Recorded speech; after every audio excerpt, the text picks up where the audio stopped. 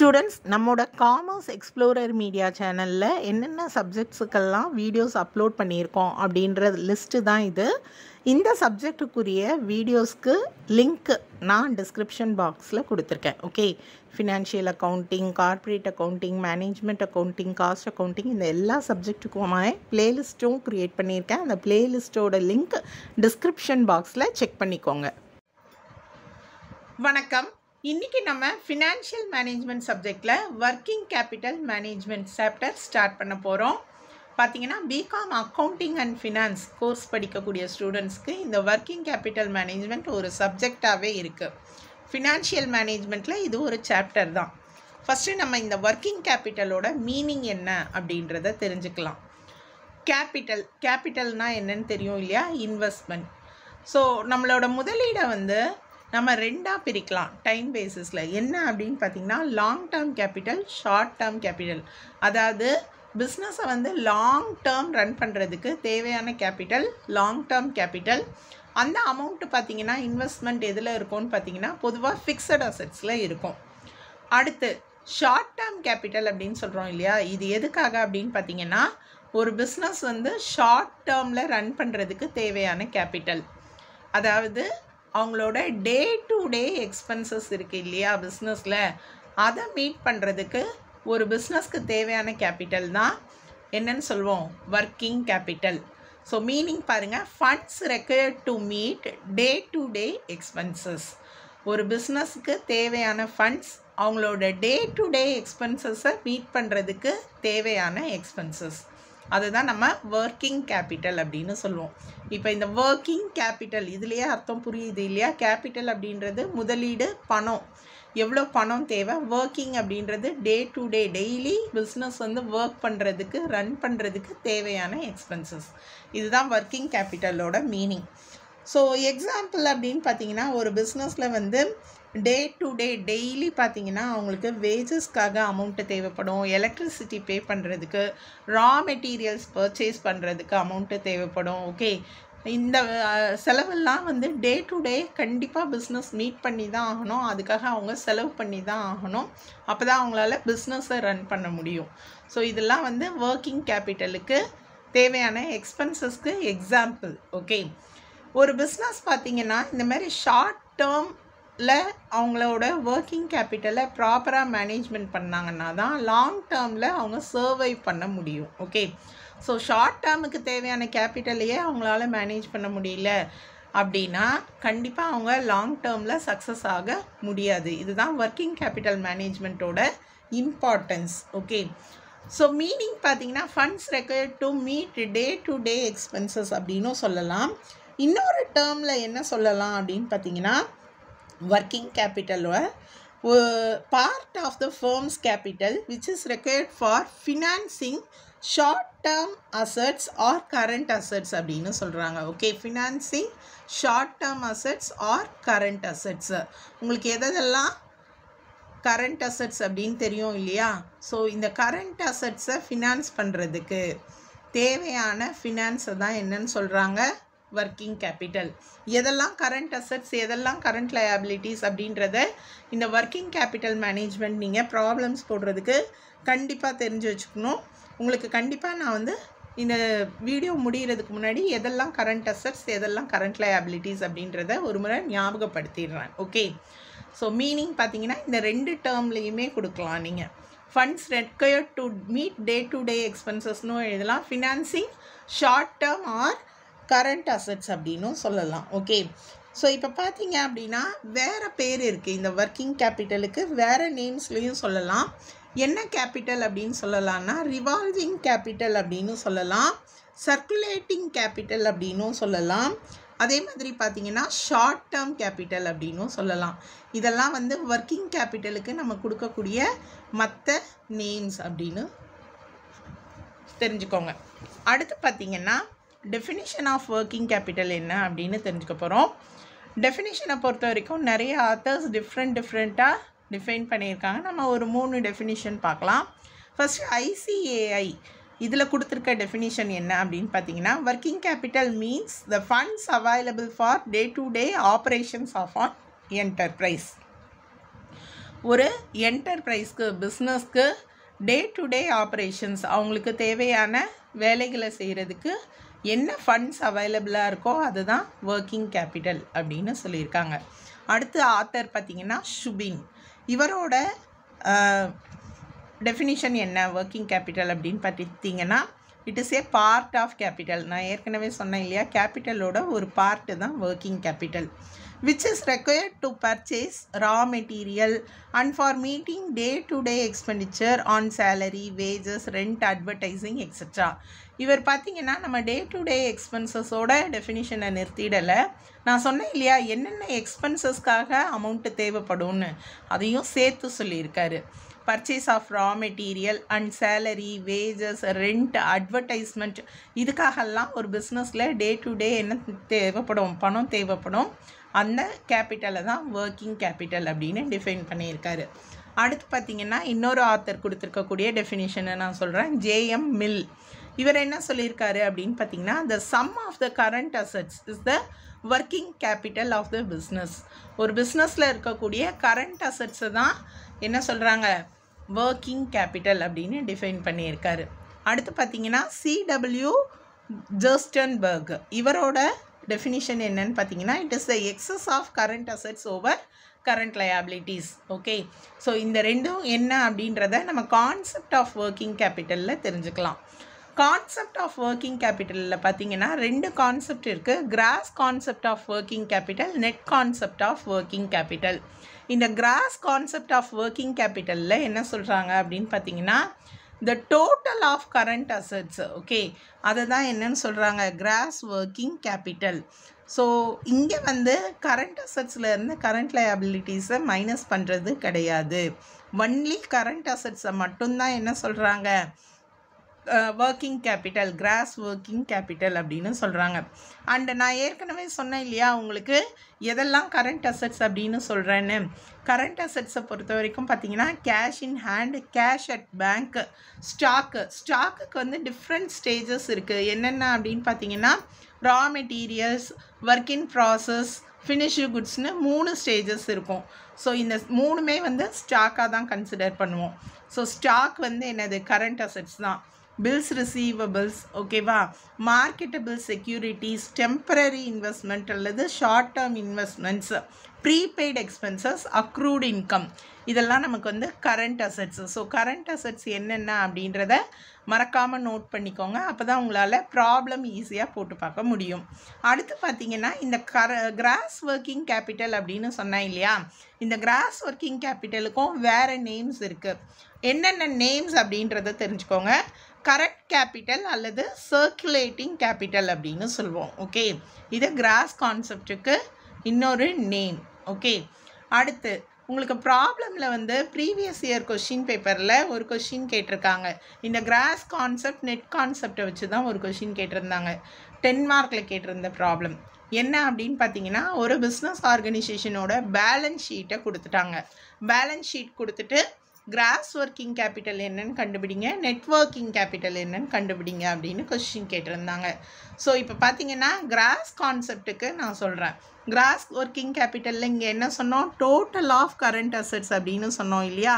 It is the fund invested in current asset.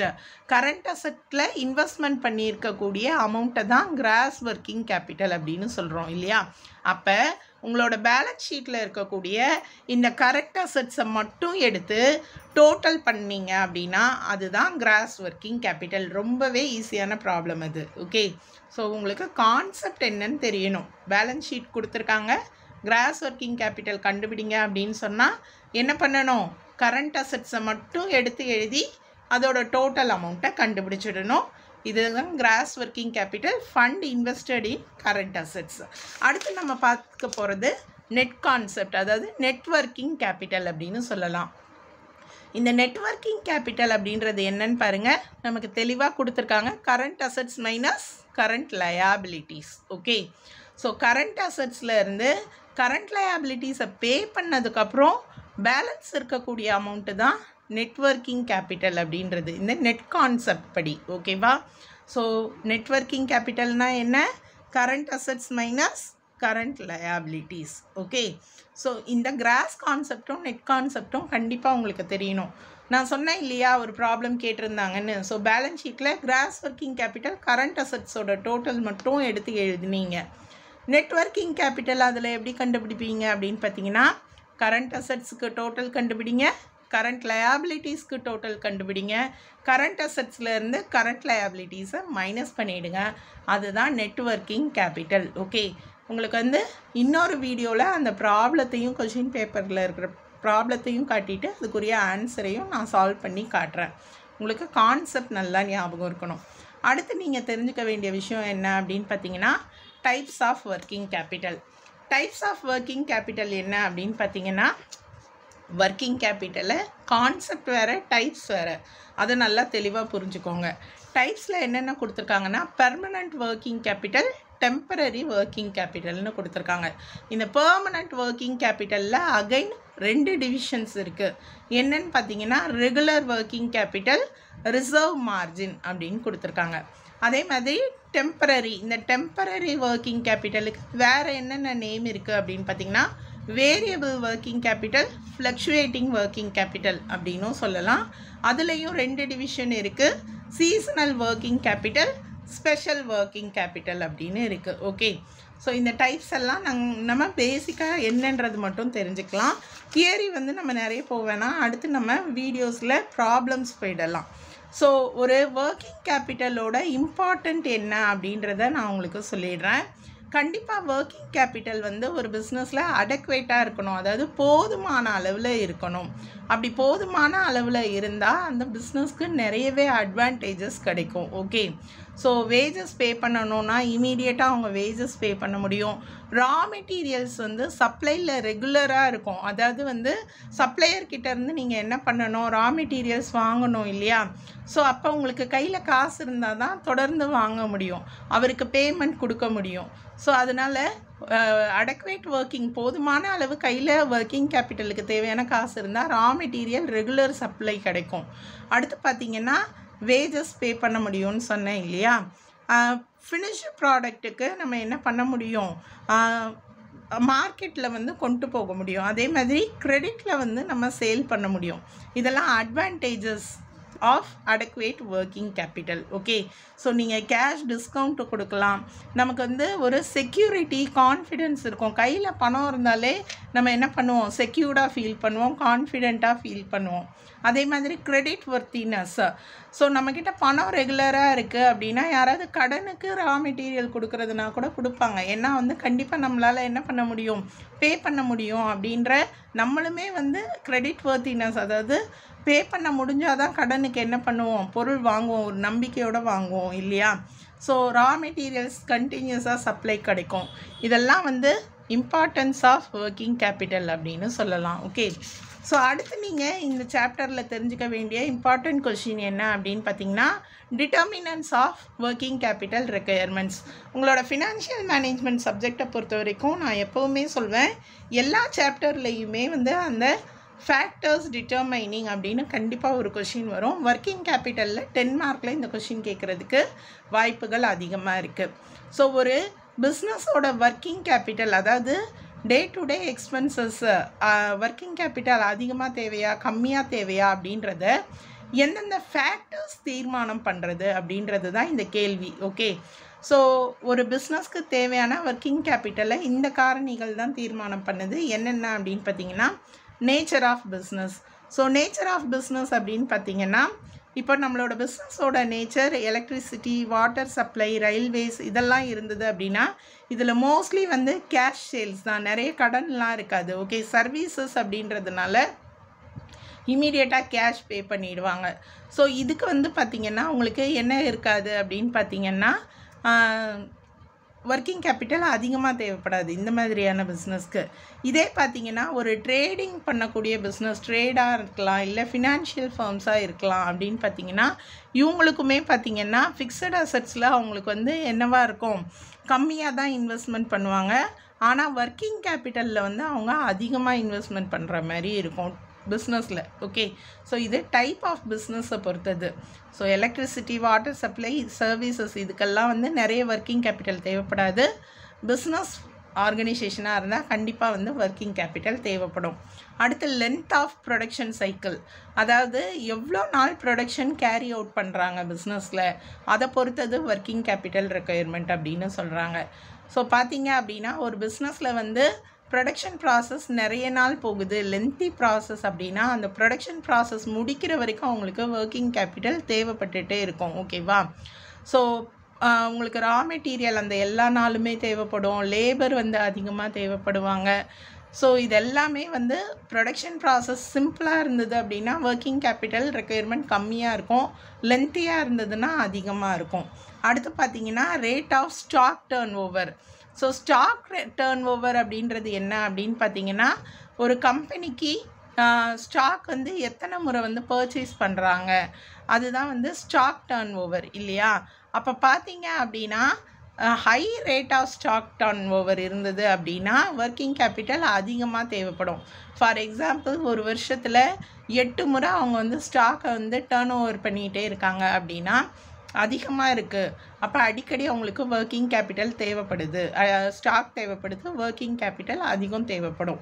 Stock வந்து கம்மியாக தேவைப்படுது, வருஷத்துக்கு 3 முறை தான் வாங்கணும் அப்படின்னா கம்மியாக இருக்குதுன்னு அர்த்தம் இல்லையா? அடிக்கடி அவங்க பர்ச்சேஸ் பண்ணுறதில்ல, அப்போ ஒர்க்கிங் கேபிட்டல் கம்மியாக தான் தேவைப்படுது அப்படின்னு சொல்லலாம். ஓகே, அடுத்து பார்த்தீங்கன்னா பிஸ்னஸ் சைக்கிள்.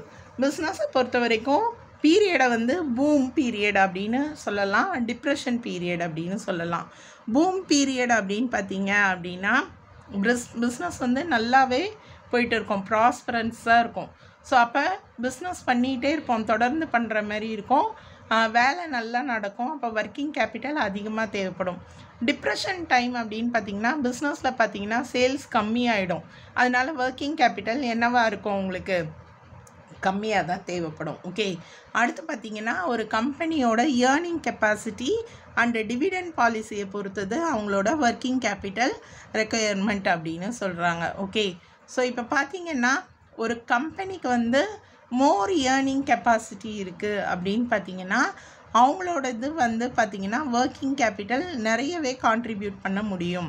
அதே மாதிரி அவங்களோட டிவிடெண்ட் பாலிசி என்னவோ அதுக்கேற்ற மாதிரியும் அவங்களோட ஒர்க்கிங் கேபிட்டல் அவங்க கையில் இருக்கக்கூடியது தேவைப்படும். ஓகே, ஸோ அடுத்த இன்ஃபர்மேஷன் பார்த்திங்கன்னா ஆப்ரேட்டிங் சைக்கிள். இந்த ஆப்ரேட்டிங் சைக்கிளை பற்றி நம்ம தனியாக அடுத்த வீடியோவில் பார்க்கலாம். அடுத்து ஆப்ரேட்டிங் எஃபிஷியன்சி. ஆப்ரேட்டிங் எஃபிஷியன்சி அப்படின்றது என்னென்னா ஒரு பிஸ்னஸ் வந்து எவ்வளோ திறமையாக செயல்படுறாங்க, அந்த ஒர்க்கிங் கேபிட்டலை எந்த அளவு மேனேஜ் பண்ணுறாங்க அப்படின்றது. ஓகே, ஸோ அவங்க ஆப்ரேட்டிங் காஸ்ட்டை எந்த அளவு கண்ட்ரோல் பண்ணுறாங்களோ அதுக்கேற்ற மாதிரி அவங்களுக்கு ஒர்க்கிங் கேபிட்டல் தேவைப்படும். ஸோ இந்த மாதிரி ஃபேக்டர்ஸ் தான் ஒர்க்கிங் கேபிட்டலை என்ன பண்ணுது, டிட்டர்மைன் பண்ணுது. ஸோ 10 மார்க் கொஷினில் கேட்டாங்க அப்படின்னா நீங்கள் ஒரு 10 பாயிண்ட்டாவது மினிமம் எழுதணும். ஓகே, ஸோ நான் உங்களுக்கு ஃபியூ பாயிண்ட்ஸ் தான் வந்து எக்ஸாம்பிளுக்காக சொல்லியிருக்கேன். ஹெட்டிங்கை வச்சே நீங்கள் வந்து என்ன பண்ணலாம், ப்ராப்பராக எக்ஸ்பிளைன் பண்ண முடியும். மற்ற பாயிண்ட்ஸ் என்ன அப்படின்னு பார்த்தீங்கன்னா price level changes, degree of mechanism, growth and expansion of business, seasonal variations, capital structure of the firm. So இதெல்லாமே என்ன பண்ணும், உங்களோட ஒர்க்கிங் கேபிட்டலை வந்து டிட்டர்மைன் பண்ணும். அதாவது சீசனல் வேரியேஷன் அப்படின்றது என்ன அப்படின்னு பார்த்தீங்கன்னா ஒரு குறிப்பிட்ட சீசனில் தான் சில பிஸ்னஸ் வந்து நல்லா போகும். அப்போ அந்த மாதிரி சீசனில் அது ஒர்க்கிங் கேபிட்டல் அதிகமாக தேவைப்படும், மற்ற நாட்களில் அவங்களுக்கு ஒர்க்கிங் கேபிட்டல் தேவைப்படாது.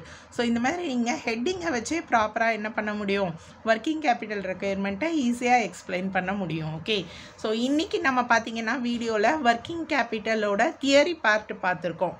அடுத்து நம்ம வீடியோவில் ஆப்ரேட்டிங் சைக்கிள்னால் என்ன அப்படின்னு தெரிஞ்சுக்கலாம், அதை எப்படி கால்குலேட் பண்ணுறது அப்படின்றதையும் தெரிஞ்சுக்கலாம்.